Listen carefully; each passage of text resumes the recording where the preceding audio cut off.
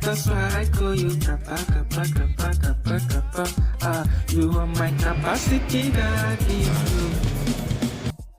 Film yourself jumping in front of a building, just like this, and ensure your leg is above the building.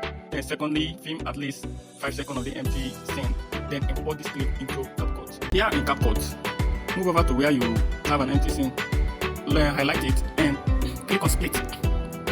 Now, still on that splitted part with the empty background, go to freeze and freeze it to make it an image so that you can be able to extend it.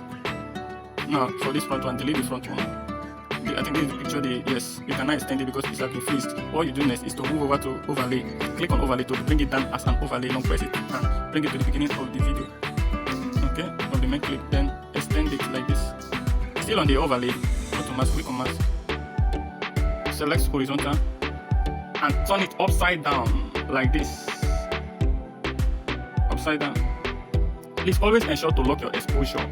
Please ensure to lock your exposure. That is me, I forgot, and that's why you'll see the disadvantage of that. Align it properly with the building, then feather it just like this.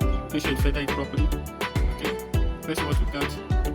You see that that line that is showing within those two skies is because I didn't lock my exposure. Now this is what we got. Now what you do next is at the point where your leg is above the building. Remember I told you make sure your leg is above the building. This place where your leg is above the building, split the overlay, highlight it and split it.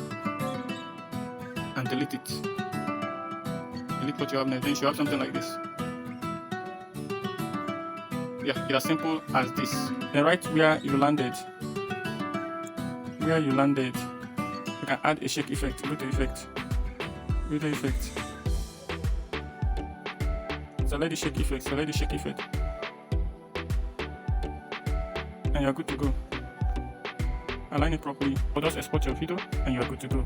Follow me for more tutorials like this.